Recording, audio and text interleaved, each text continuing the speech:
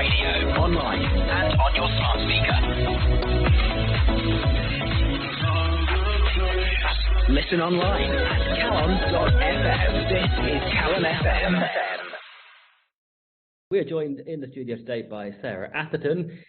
Sarah, lots to talk about in this month's catch-up, but of course the one thing that is probably the most pressing issue and has created quite a lot of debate since the news broke last night to the public in Wrexham is the Levelling Up Fund. Can you talk to us a bit more about the Levelling Up Fund, please? Yes, I will. And Happy New Year, everyone. Incredibly disappointed that Wrexham Council wasn't awarded the Levelling Up Fund bid in the second round. Yeah, big sigh there. Long-term plans for the Gateway project remain. It is a setback, and we need to just have a period of reflection and regroup as a city and look at what next. But it is part of a wider context of what's going on in Wrexham, and we must really try and put it into context. Wrexham, I remember looking back, I was thinking this morning in my period of reflection, and I was looking back to where we were, say, in 2018, 2019. And Wrexham was Spice Town, with tumbleweed along the high street. And then I think what's happened in the past few years, and Wrexham's done incredibly well. We're a city. The King visited last year. We were runners-up in the City of Culture bid, due to run again in 2029, with a good chance of getting it this time. We've been awarded 24 million for the Shared Prosperity Fund, which we're going to discuss a bit later, hopefully.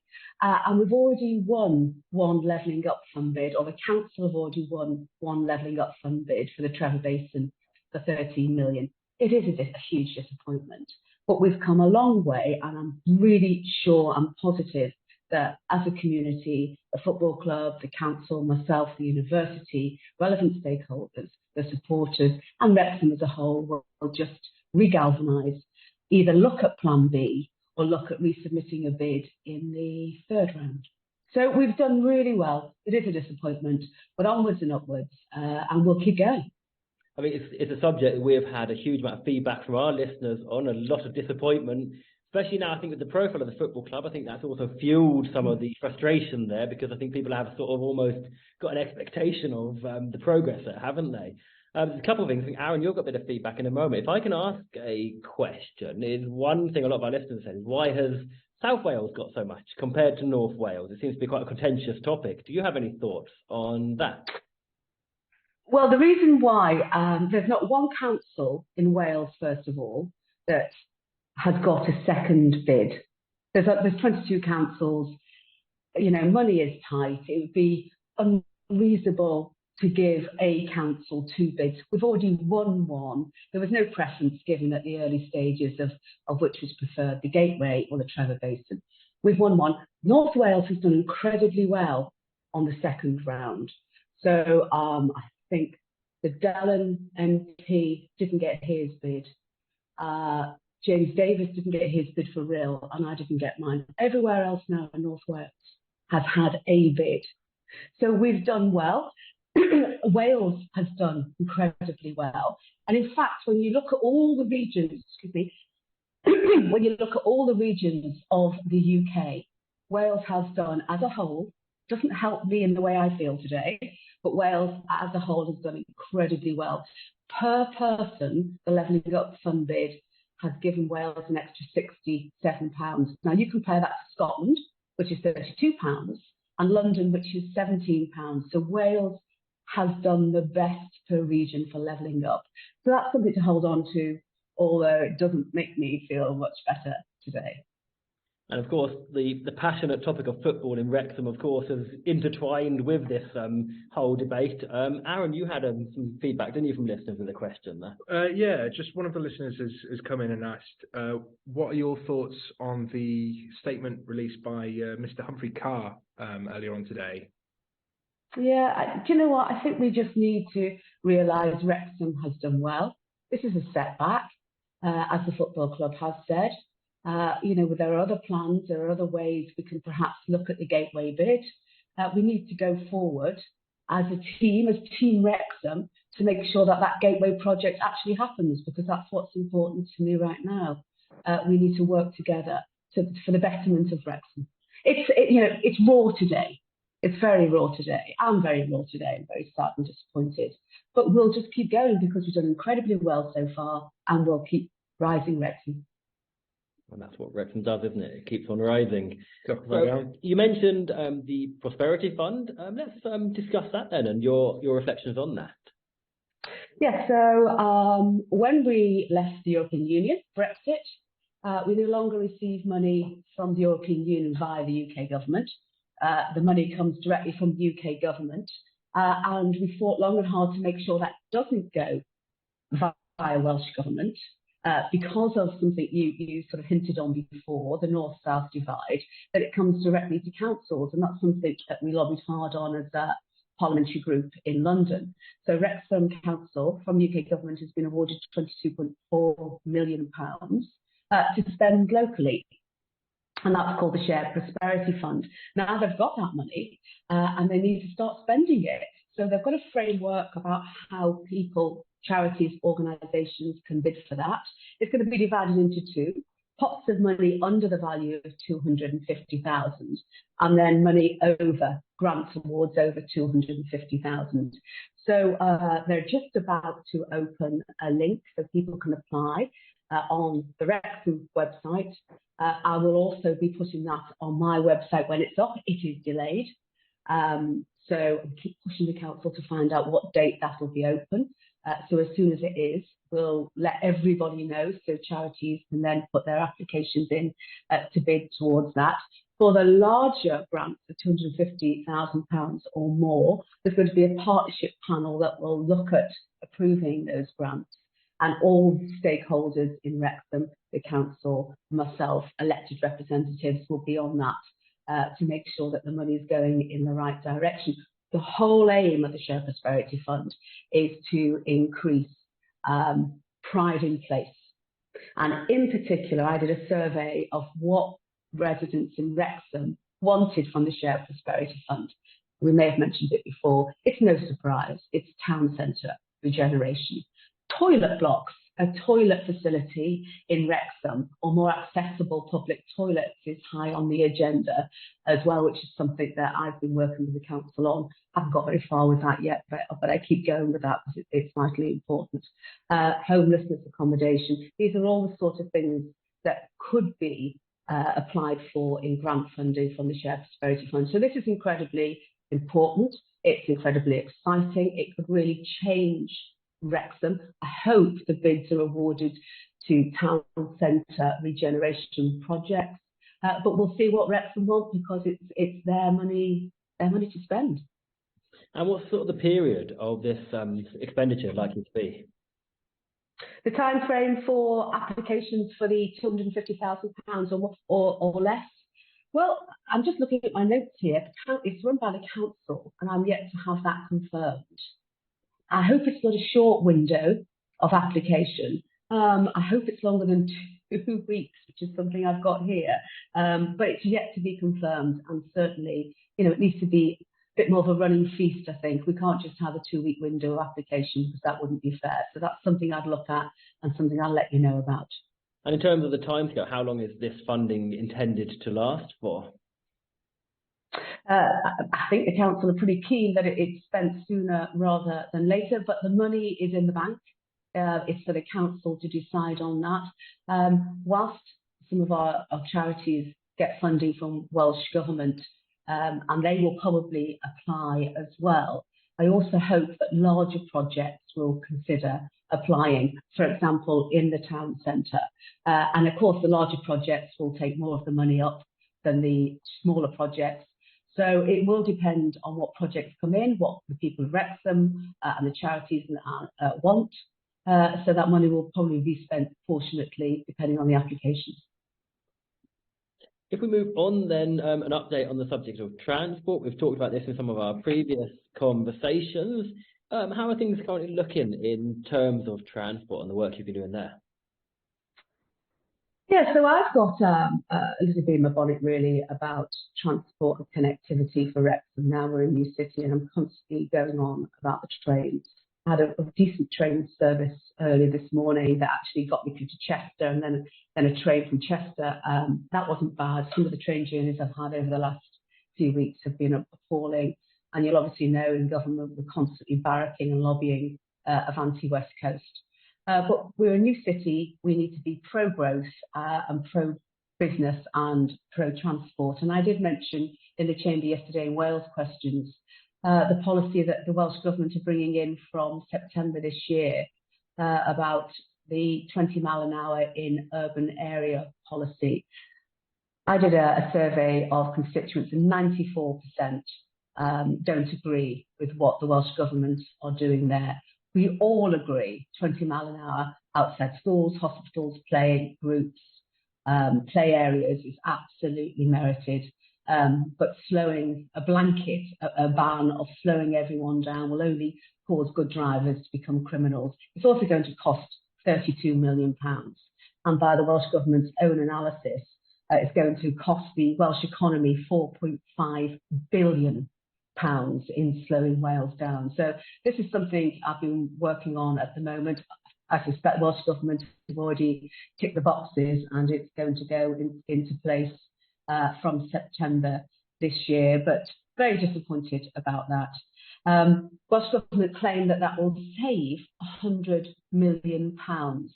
And I did a Freedom of Information request to find out how they came to that conclusion. I wasn't convinced by the piece of 7-page documents I received from, I think it's Napier University, I might be wrong there, that the Welsh Government had commissioned. And anyone that had written into me about this, I did send them that evidence so they could make up their own mind about whether they think this is a good idea. So we are where we are with transport. I'm really keen that we have more active transport links, particularly around these new developments we see.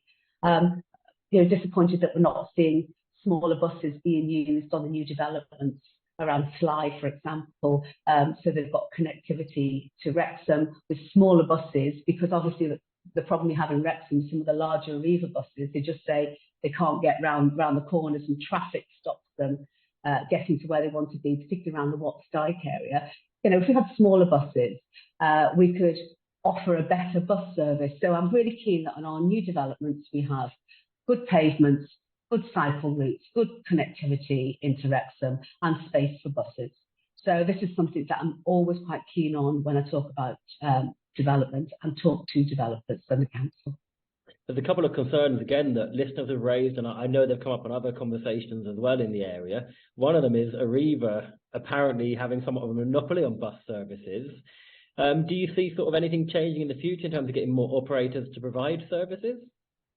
We had more operators. I think the problem there is that Arriva is a big enough company that can distribute the cost and loss of services, because when I was first elected, I spoke to a couple of bus companies that were really struggling because footfall, passengers on their coaches and buses was quite small and it wasn't affordable, it wasn't cost effective to keep running these routes.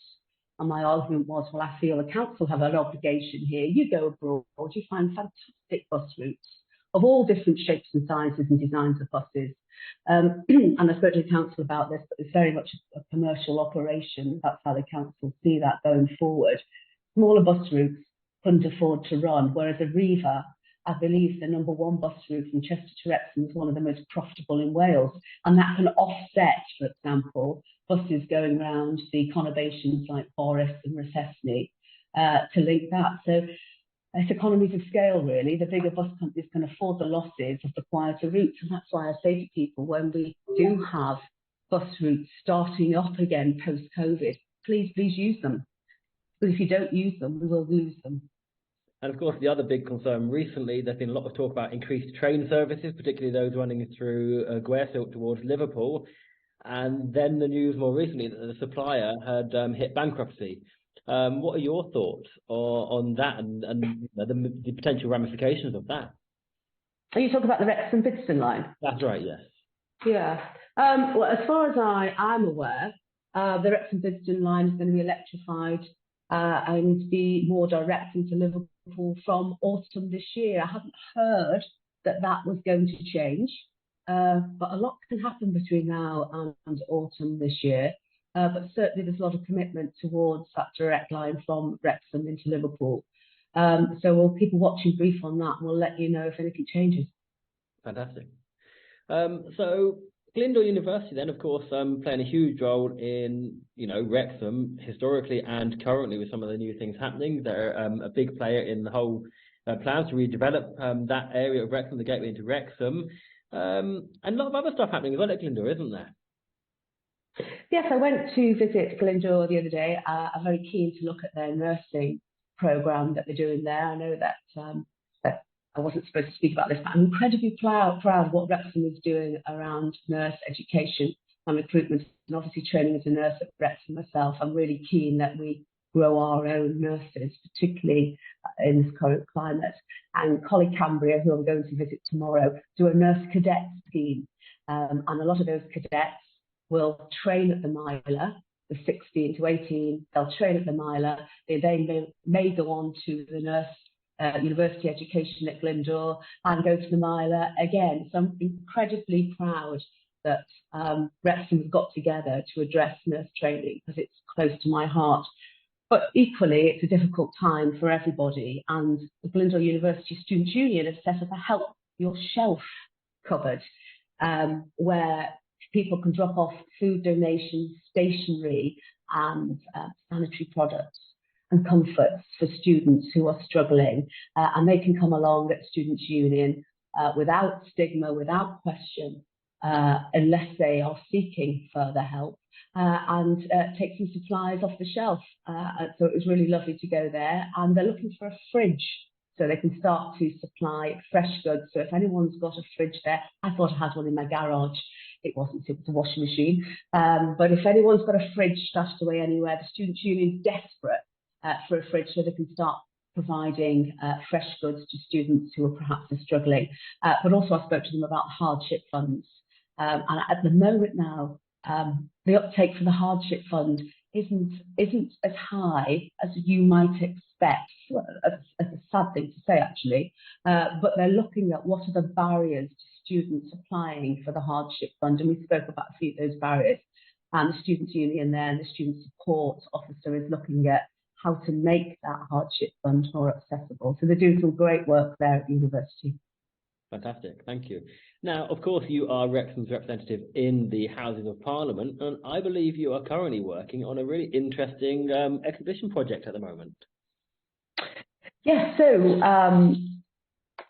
Battle of Britain, Wales's contribution to the Battle of Britain, slightly forgotten, but no longer, because the RAF MOD have done a fantastic Wales and the Battle of Britain display that started off at the Senate and 200 days later ended in Parliament, and it was sponsored by myself and Minister James Davis from the Wales office, and it was lovely to showcase really what Wales, how it contributed to the RAF and the Battle of Britain during World War II.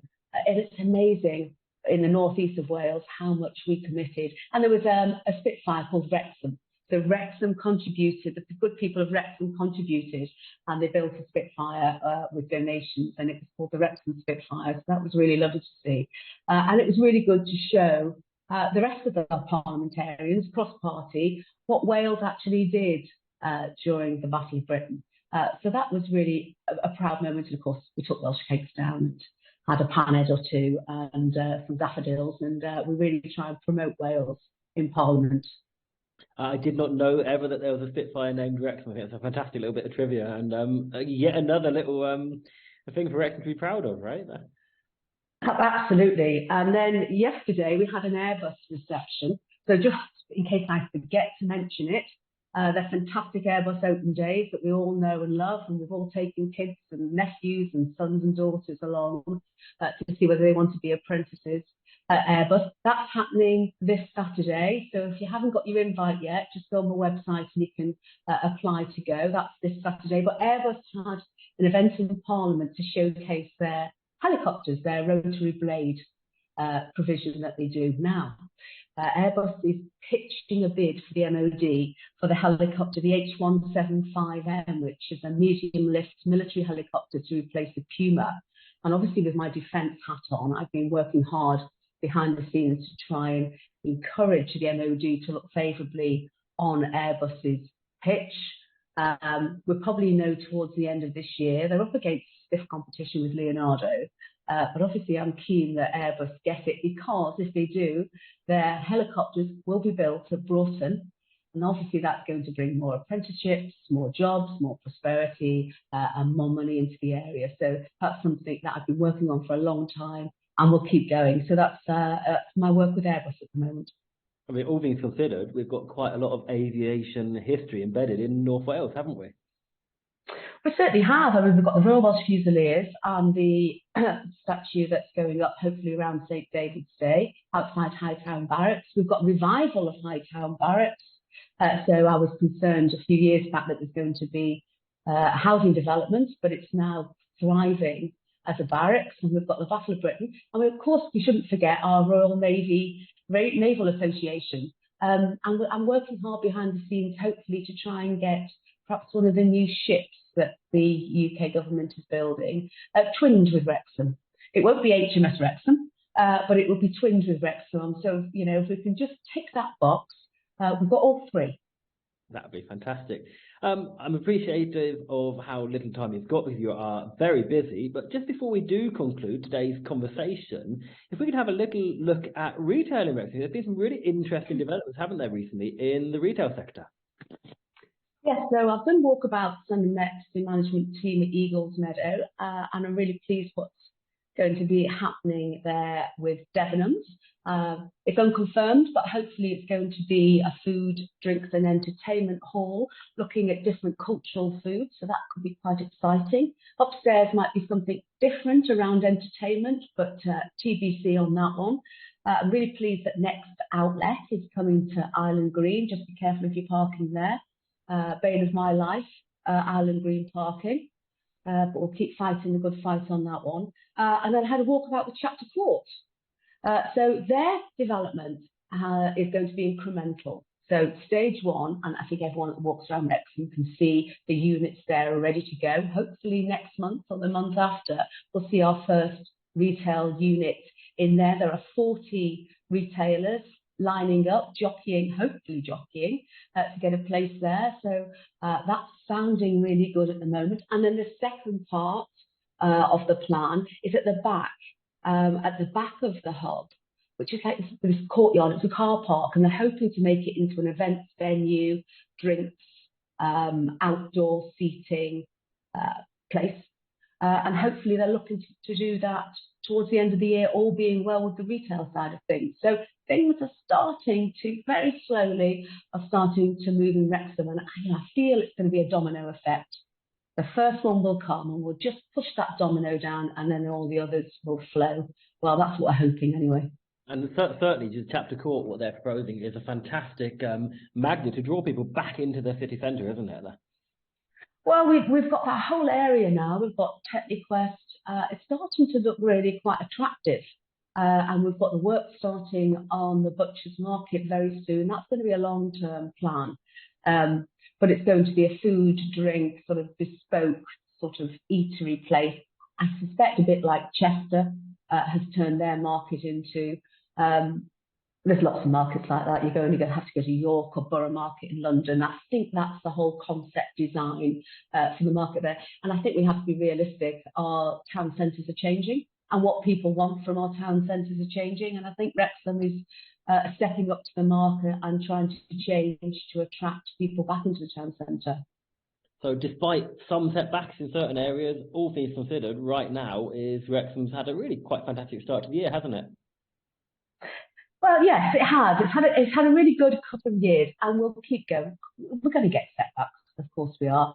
But, you know, it's about working together. It's about working together for the betterment of Wrexham, regardless of your politics, regardless of your status or who you are, and realising at the end of the day, you know, our legacy to our children and grandchildren is Wrexham.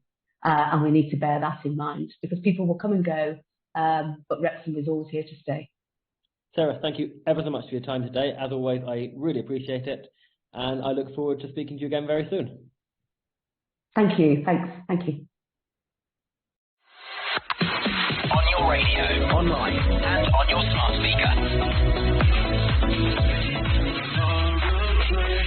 Listen online at calon.fm. This is Calon FM.